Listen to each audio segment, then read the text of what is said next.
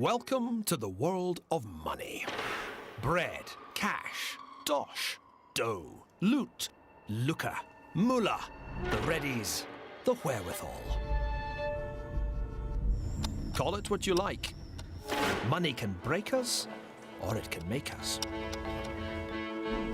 In the past year, it's certainly broken more than a few of the biggest names on Wall Street and in the City of London.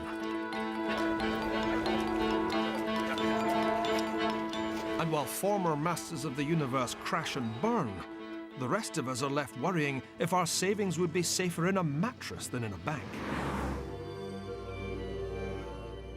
The great financial crisis that began in the summer of 2007 has most of us utterly baffled.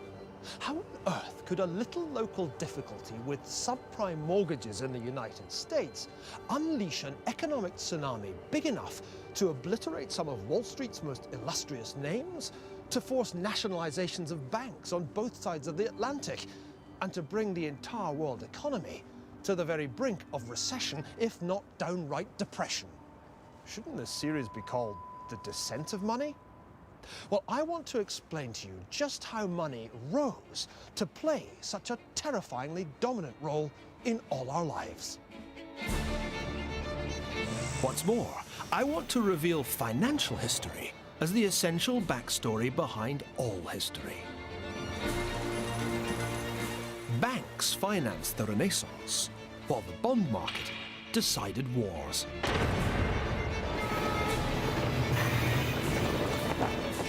Stock markets built empires,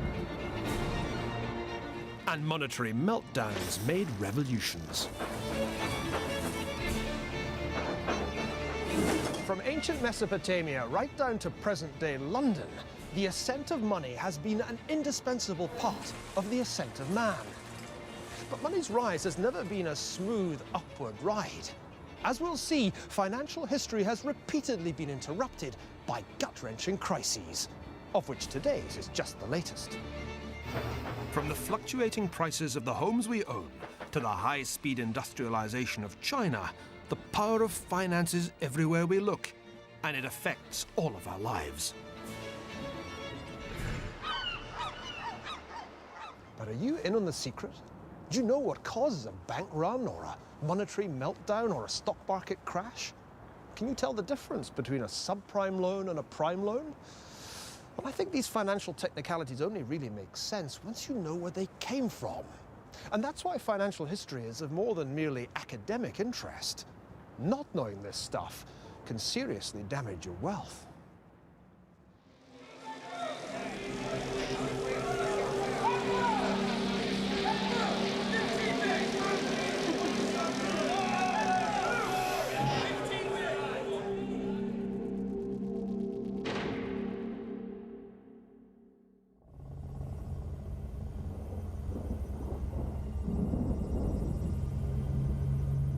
Crisis or no crisis, the amount of money sloshing around planet finance still boggles the mind.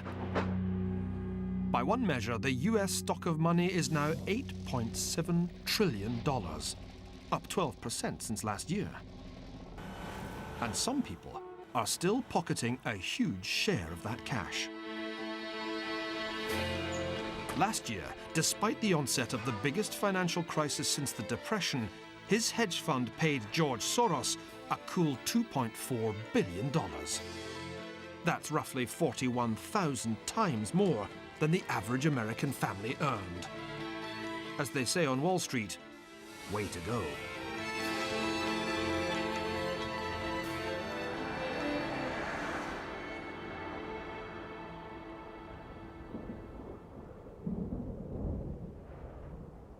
Now, however, imagine a world with no money.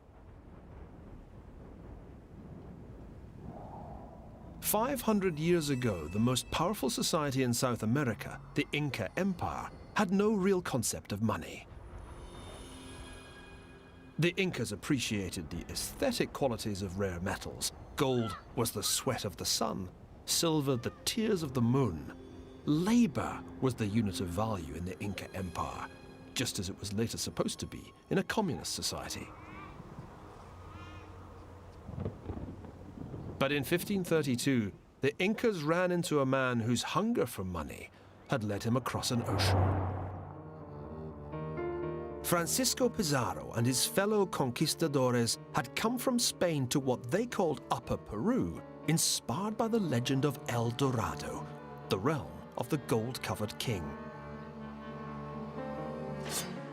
After defeating the Inca army at the Battle of Cajamarca, their quest began in earnest.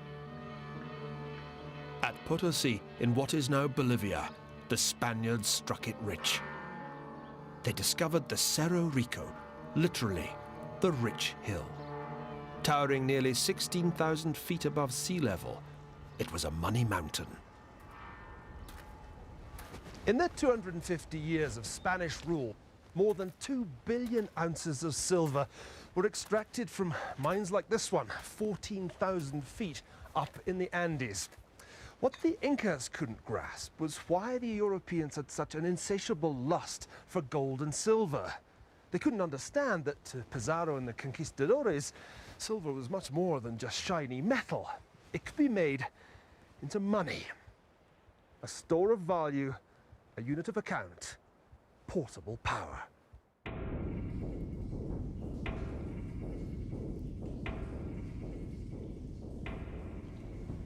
I must say, I find this place pretty harrowing. The Spaniards had a system of forced labour, which meant that every able-bodied male in the native population had to do a stint down these mines. And you can see why 1 in 8 of them didn't survive the ordeal.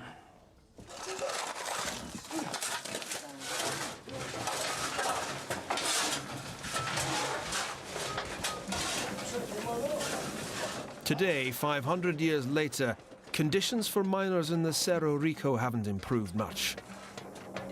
But at least they get paid for the work they do. In those days, it was a way of making money that verged on genocide.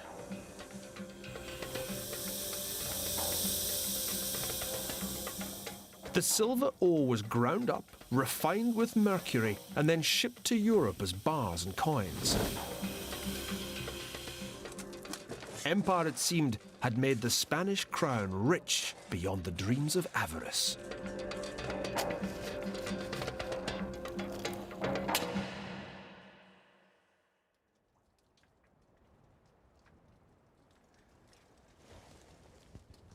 And yet all the silver in the mines of Potosi couldn't halt the inexorable economic and political decline of Spain's empire. Why was that, when Pizarro seemed to have struck it so incredibly rich? The answer is that the Spaniards had dug up so much silver to finance their wars of conquest that the metal itself suffered an extraordinary decline in value. More silver coins didn't make Spain richer. They simply made prices higher as an increased quantity of money chased the same amount of goods. What the Spaniards didn't get was that money is only worth what other people will give in exchange for it.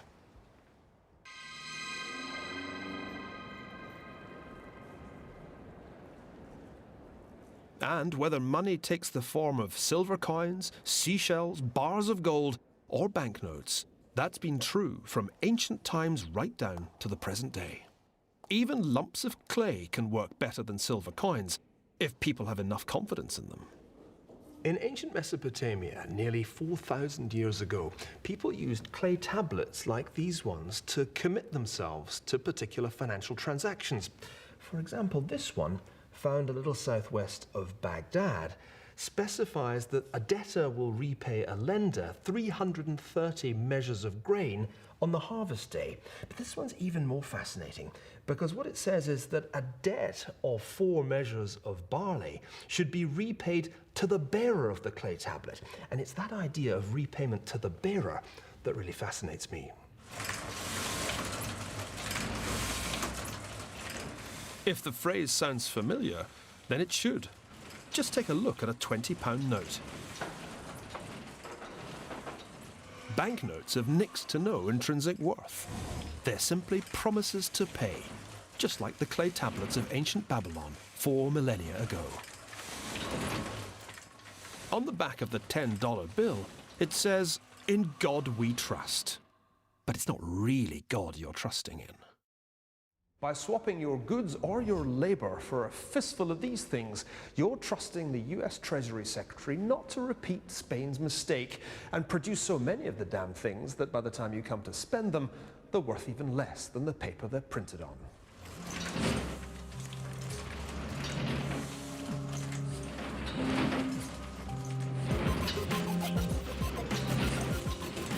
Today, we're quite happy with paper money. Even more amazingly, we're happy with money we can't even see. Millions of dollars pass through this woman's hands every day. Or rather, across her computer screen. She's a foreign exchange dealer whose business is literally buying and selling money. Each day, around $3 trillion changes hands in transactions like these around the world. And it's all built on trust. It has to be when you can't even touch the stuff. That's what the conquistadores got wrong. They failed to see that money is about trust, even faith. Trust in the person paying you the money, trust in the central bank issuing the money, trust in the commercial bank that honors the check. Money isn't metal, it's trust inscribed, and it doesn't much matter what it's inscribed on. Paper, silver, clay, or a screen, provided the recipient believes in it.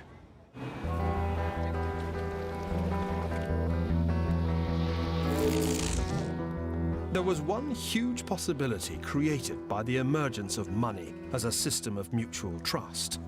A possibility that would revolutionize world history.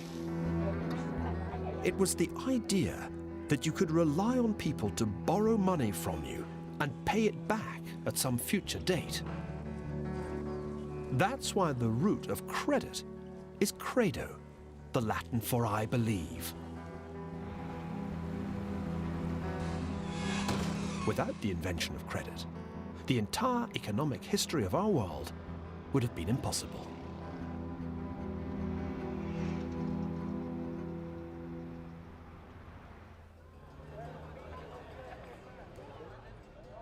Because we take it for granted, we tend to underestimate the extent to which our entire civilization is based on the borrowing and lending of money.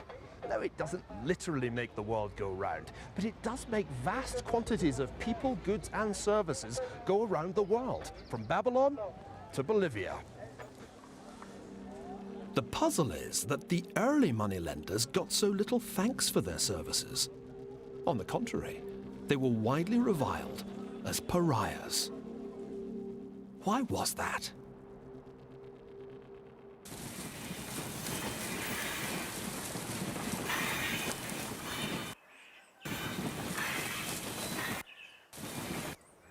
Welcome to northern Italy in the year 1200 AD.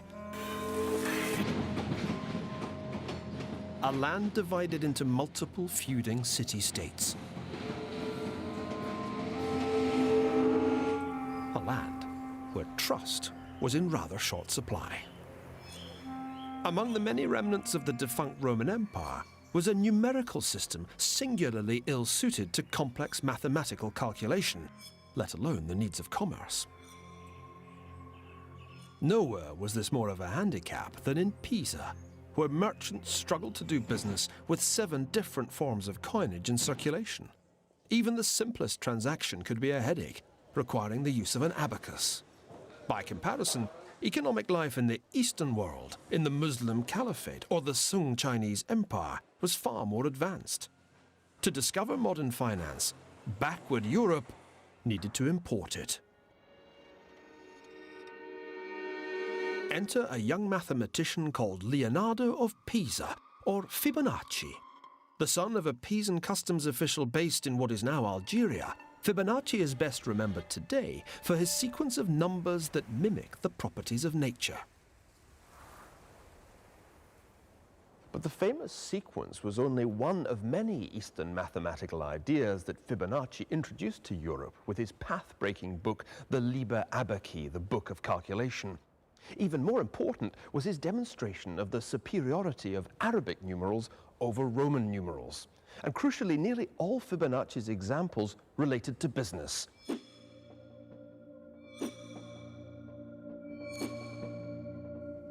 Since Roman times, Europeans had been struggling to do simple arithmetic with these.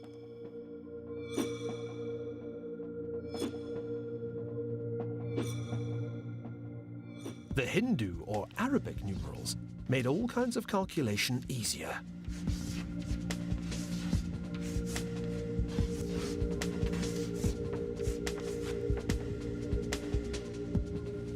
In particular, Fibonacci showed how the new methods of calculation could be applied to commercial bookkeeping, to currency conversions, and crucially, to the computation of interest. Just imagine trying to work out percentages in Roman numerals. Fibonacci's Liber Abaci made it child's play. This was to be the application of mathematics to making money.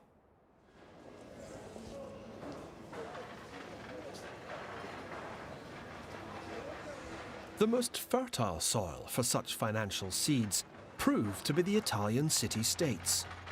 Fibonacci's hometown of Pisa was one, but it was above all Venice, more exposed than any of the others to Oriental influences, that became the great money-lending laboratory.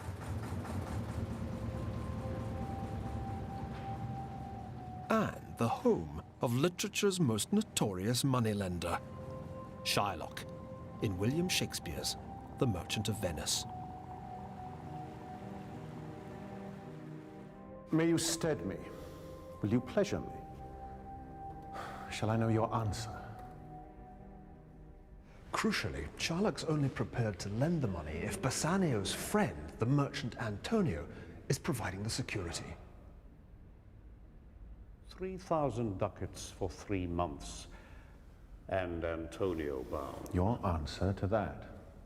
Antonio is a good man. By good, Shylock doesn't mean virtuous. He means good for the money he's about to lend Bassanio. In other words, creditworthy. Have you heard any imputation to the contrary? Oh, no. My reason in saying that he is a good man is to have you understand me that he is sufficient. 3,000 ducats. I think I may take his bond. With any loan, things can go wrong, ships can sink. And that is precisely why anyone who lends money to a merchant, if only for the duration of an ocean voyage, needs to be compensated. We usually call the compensation interest, the amount paid to the lender over and above the sum lent, or principal. Overseas trade of the sort that Venice depended on couldn't operate without such transactions, and they remain the foundation of international trade to this day.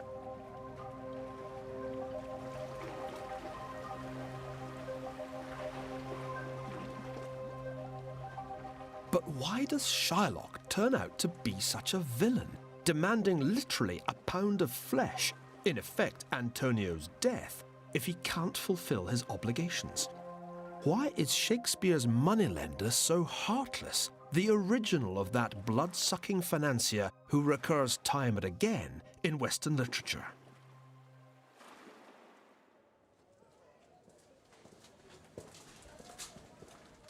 One clue is that Shylock is one of the many Jewish moneylenders in history.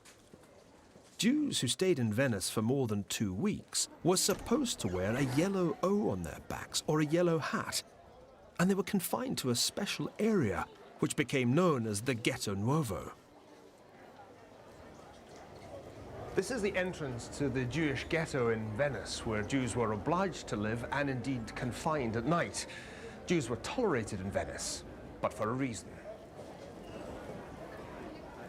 The key was that Jews could provide a service that Christian merchants were forbidden to do. They could charge interest on their loans. Fibonacci might have figured out the mathematics of lending, but it took Shylock to do the deal. This is where the Venetian Jews used to do business. This building here was the old Banco Rosso, And it was outside here that they used to sit, behind their tables, their tavole, on their benches, their banchi, the root of the Italian word for banks. Now, there was a good reason why merchants came here to the Jewish ghetto to borrow money. For Christians, what the Jews were doing, lending money at interest, was a sin.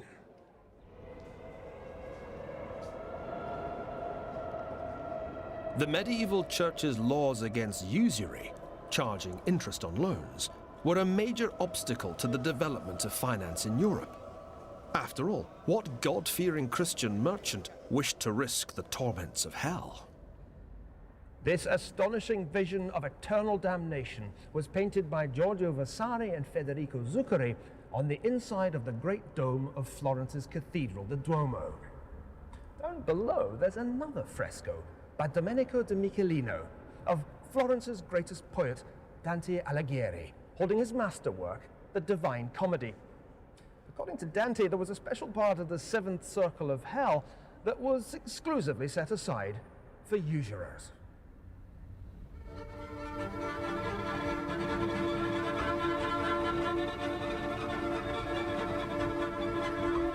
There, the moneylenders were eternally tortured with scorching earth and freezing snow, their necks weighed down with bulging purses. Jews too weren't supposed to lend at interest, but there was a convenient get-out clause in the Old Testament book of Deuteronomy, chapter 23. You weren't supposed to lend to your brother at interest, but to a stranger, well, that was a different matter. In other words, a Jew couldn't lend to a Jew, but he could lend to a Christian. The price the Jews paid for performing this service was social exclusion. Hence the ghetto, and hence the centuries-long association between Jews and finance, one of the few forms of economic activity from which Jews were not once excluded. In the end, of course, Shylock is thwarted, for although the court recognizes his right to a pound of flesh, the law also prohibits him from shedding Antonio's blood. And because he's a Jew, the law also requires the loss of his goods and life for so much as plotting the death of a Christian. He only escapes by submitting to baptism. It turns out to be a risky business to be a moneylender. The Merchant of Venice raises profound questions about both economics and anti-Semitism. Why don't debtors always default on their debts, especially when the creditors belong to unpopular ethnic minorities? Why don't the Shylocks always lose out?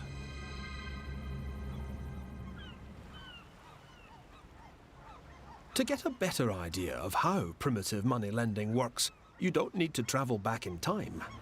There are plenty of modern-day Shylocks remarkably close to home. And they don't need to be Jewish to suffer a similar fate to Shylock.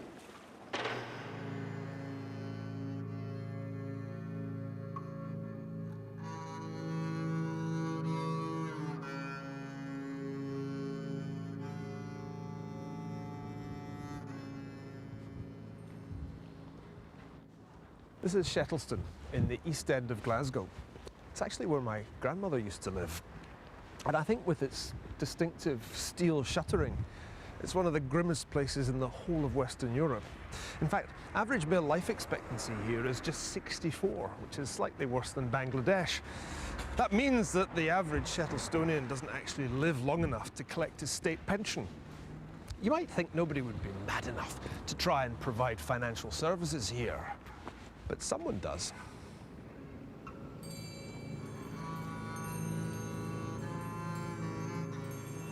That someone is a loan shark. You give him your benefit card as security and he gives you a loan. On the day your benefit arrives, he gives you back the card and you go to the post office to get your money, repaying him the interest. It's a modern version of Shylock's business model. Usury is alive and well and living in Scotland. These are some pages from the loan book of a Glasgow loan shark, and it's kind of interesting to see how the business model works. You lend out maybe £10 to someone and you expect to be paid back £12.50 at the end of the week. Now that's 25% a week But if you work that out as an annual rate, it comes to 11 million%.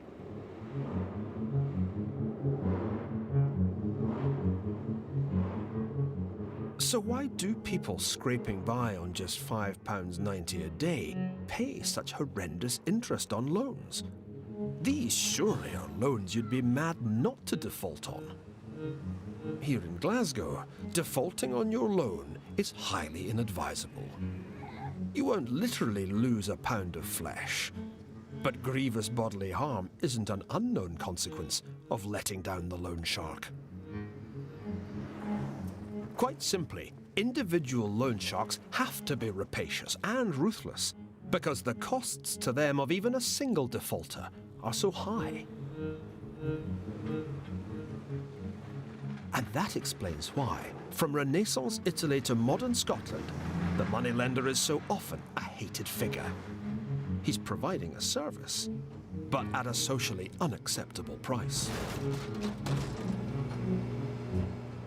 So how did lenders learn to overcome this fundamental problem?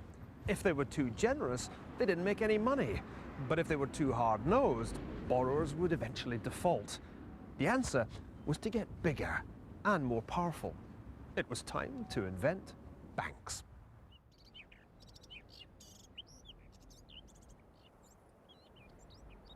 In 15th century Italy, the key financial service of providing credit moved out of the ghetto to become the legitimate preserve of banks. This transition was symbolized by the rise of one family, the Medici. With their ascent, credit came of age. Money lending ceased to be disreputable. It became glorious and the foundation of a new kind of power. The dazzling legacy of the Medici family's power still surrounds you in Florence today. In the space of 400 years, 2 Medici became queens of France, 3 became pope. Appropriately, it was Machiavelli, the supreme theorist of power, who wrote their history. Perhaps no other family left such an imprint on an age as the Medici left on the Renaissance. You might even say that they paid for the Renaissance, their patronage running the gamut of genius from Michelangelo to Galileo.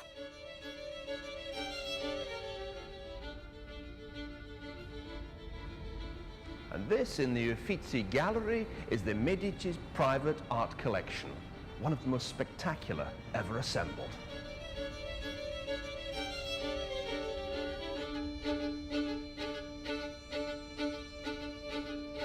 What the millions of tourists who flock here generally forget to ask is how the Medici paid for all this.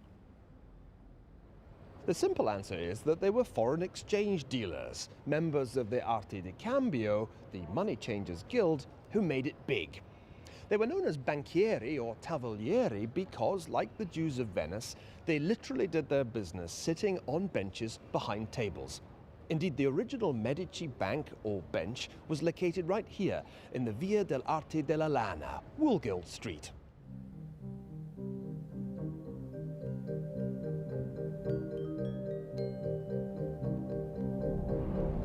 Prior to the 1390s, the Medici were Florence's answer to the Sopranos, a small-time clan notable more for low violence than for high finance. In a 17-year period, no fewer than 5 Medici were sentenced to death by the criminal courts for capital crimes. Then came Giovanni di Bicci de' Medici. It was his aim to make the Medici totally legitimate. Part of the secret of his success was an ingenious bit of creative accounting that got the Medici off the hook of the anti-usury laws.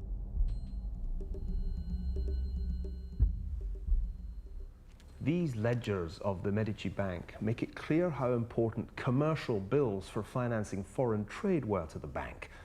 True, the church prohibited the collection of interest on loans, but there was nothing to prevent a shrewd trader from making money on transactions like these, which involved multiple currencies.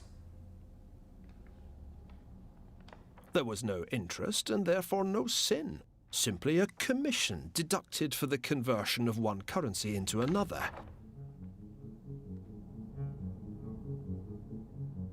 If money was advanced to a particular trader for any length of time, the commission was that bit larger.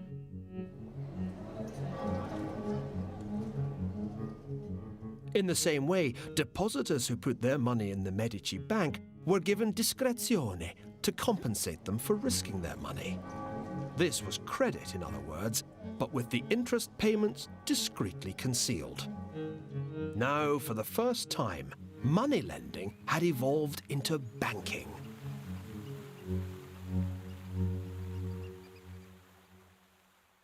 The real story of the success of the Medici Bank can be found here in the Libro Segreto, the secret book of Giovanni de' Medici. The key was not so much size as diversification. Earlier Italian banks had been monolithic and very vulnerable to default by a single bad borrower. But the Medici Bank was made up of multiple interlocking partnerships, each in some measure independent of the rest. It was this decentralization that was the key to their astonishing profits. Under Giovanni's guidance, the Medici banking network extended from Florence to Venice to Rome.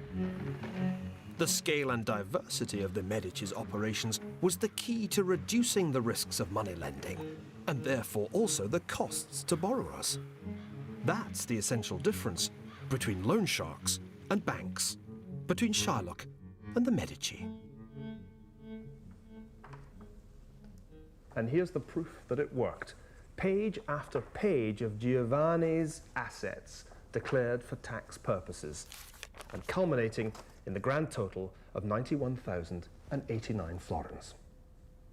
In those days, that was serious money.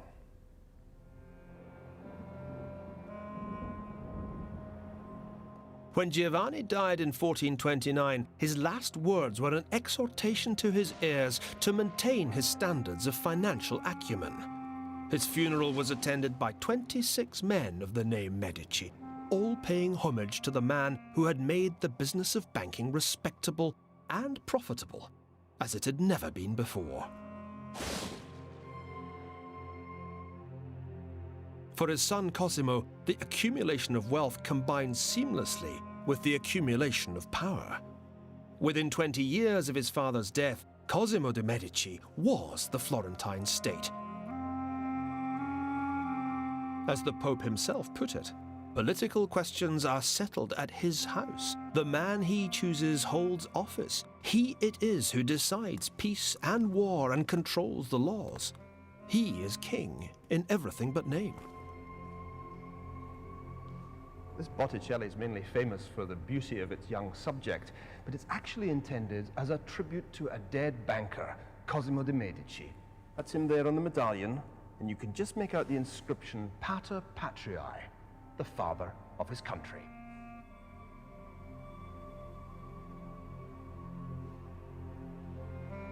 In 150 years, the Medici had transformed themselves from backstreet moneylenders to the most powerful financial force in Europe.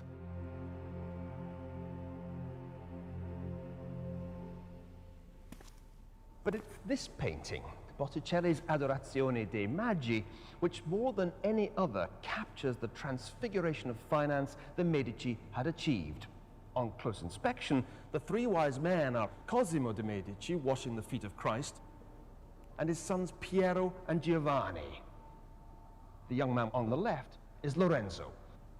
The painting had been commissioned by the head of the Bankers' Guild as a tribute to the family. Perhaps it should really have been called The Adoration of the Medici. Having once been damned, bankers were now close to divinity. Nothing could better illustrate the extraordinary ascent of money. For what the Medici had achieved was nothing less than the birth of modern banking. Others had tried before, but the Medici were the first bankers to hit the political big time. And they did it by learning one crucial lesson. In finance, small is seldom beautiful. By making their bank bigger and more diversified, the Medici had found a way of spreading their risks. And by focusing on currency trading rather than just lending, they'd reduced their exposure to defaults by borrowers. For Cosimo and his family, it was a truly beautiful business model. Yet not even the Medici were invulnerable. The bank suffered heavy losses as a result of over-generous loans to blue-blooded debtors who felt no compunction about defaulting on their obligations and telling the bankers to get lost.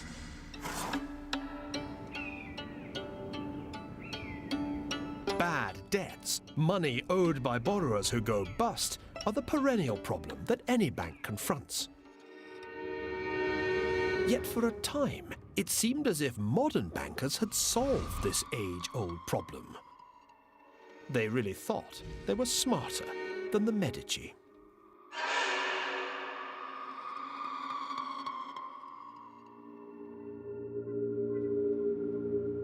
Memphis, Tennessee is a long way from Florence, and the world economy has come a long way since the Renaissance. A crucial part in that transformation has been played by the spread of modern banking from its Italian birthplace to a country where money has increasingly taken the form of easy credit. The United States has been built on borrowed money. But whereas the Medici tended to lend only to the relatively well-off, until the present credit crunch at least, American banks seemed willing to give just about anyone a loan. Memphis is famous for blue suede shoes, barbecued ribs, and bankruptcies. You can tell people here are a little, how shall I say this, a little subprime. You only need to look at the shopping mall for the seriously poor, and the ubiquitous no-frills eatery. Then there's a tax advisor who can tell you how to claim your low-income credits.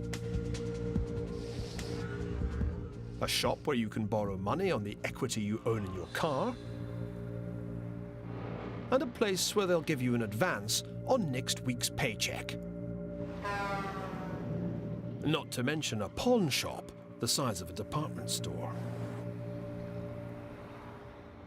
And finally, when you've no possessions left to pawn or to sell, there's just one option left, and that's to head on down to ZLB Plasma, where you can sell your own blood for $25 a pop. Talk about being bled dry. It's amazing, really, an entire economic sector based on people who are broke.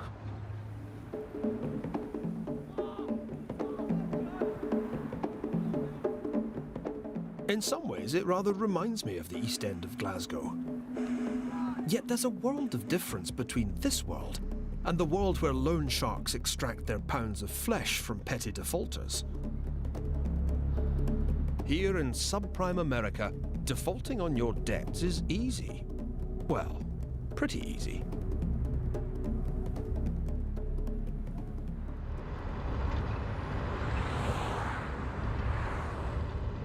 This is Richie. He's in the repo business, snatching cars from under their owners' noses when they haven't made their payments. And he grabbed that bolt action and went, and I watched the rifle shell go into the barrel. And he lunged it towards me and hit me right here and almost knocked me down. He said, either you drop the truck or I'm dropping you. And I said, yes, sir.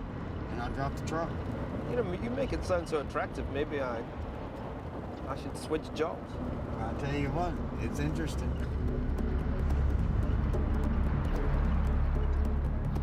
In the bankruptcy capital of America, repossessing cars is a routine matter.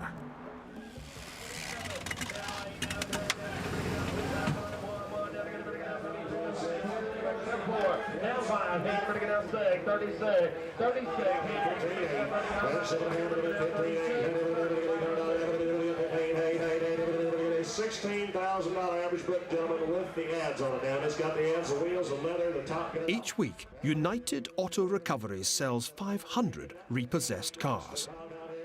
The cars are auctioned off to the trade, ending up in the same car lots to be sold to much the same people, and when they can't keep up with their monthly payments, repoed and recycled once again. Technically, the Memphis repo men are simply doing what debt collectors do the world over.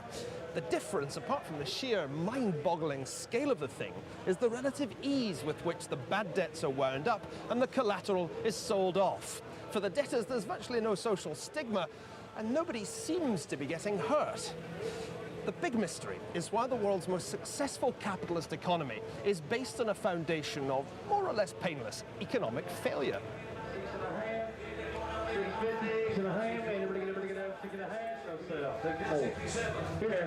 Here in Tennessee, when the house has been stripped bare and the repo man has taken your car, you end up in the hands of one of Memphis's bankruptcy lawyers, along with around 13,000 other people who filed for bankruptcy here in the past year.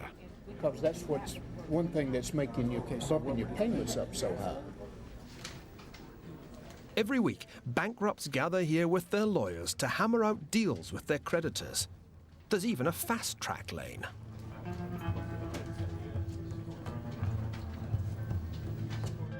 In this case, it's a mortgage, and it's a car or two cars. I can't see anything else in there that they're having to pay off. Actually, there are 3 cars. 3 cars. Yeah, third car is the neighborhood title loans has a lien on that car. They are holding the title. So, putting this really simply, what were they supposed to be paying, and what are they now paying? Okay. So that payment was reduced from $241.11 down to $107. Okay. Quite an improvement. Cutting your monthly obligations by more than half.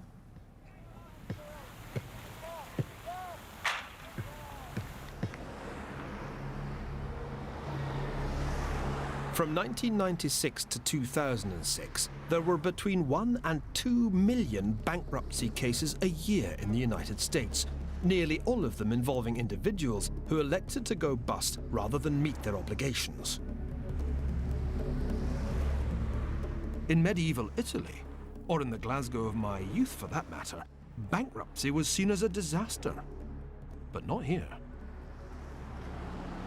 In fact, this ability to walk away unscathed from unsustainable debt and start all over again has been a defining characteristic of American capitalism. There were no debtors' prisons here in the early 1800s, at a time when English debtors could languish in jail for years. Since 1898, every American has been entitled to file for Chapter 7, liquidation, or Chapter 13, voluntary personal reorganization. For rich and poor alike, bankruptcy has become as much of an inalienable right as life, liberty, and the pursuit of happiness. The theory is that American law exists to encourage entrepreneurship, to facilitate the creation of new businesses. And that means giving people a break when things don't work out the first time or even the second time. The born risk-takers don't get wiped out as they learn through trial and error how to make that first million. Because today's bankrupt might be tomorrow's billionaire. It's a theory that seems to work. Many of America's greatest successes failed in their early endeavors, including the author Mark Twain, the comedian Buster Keaton, and none other than the great industrialist Henry Ford himself. All of these men eventually flourished, not least because they were given a chance to try, fail, and start over. For their part, the banks simply assume that a proportion of the loans they make will go bad. After all, most people going bankrupt owe relatively trivial sums. And Chapter 13 doesn't wipe their debts out, it just reschedules them.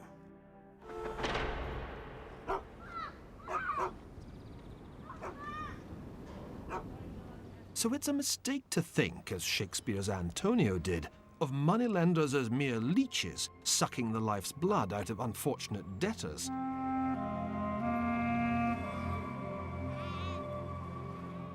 Credit and debt are the building blocks of economic development, but it takes banks to elevate that relationship beyond the tie between a loan shark and his hapless victim.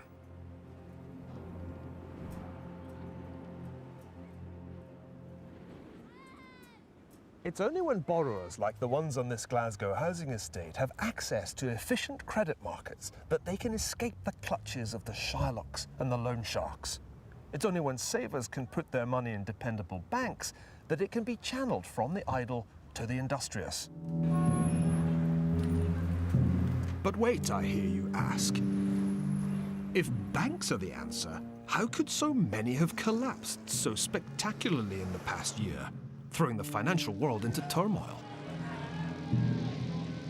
To understand why bad debts in places like Memphis could cause such chaos, you need to understand how the relationship between banks and borrowers broke down as loans came to be securitized and sold on to unwary investors.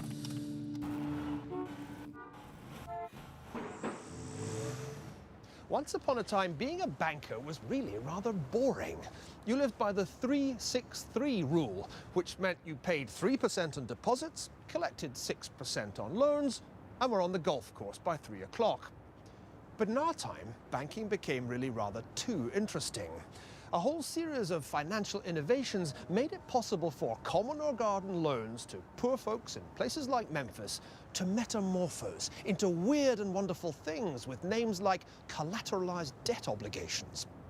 Well, this financial alchemy, turning lead into gold or toxic waste into gilt-edged securities, was only possible because the ascent of banks was followed by the ascent of the second great pillar of the modern financial system, the bond market.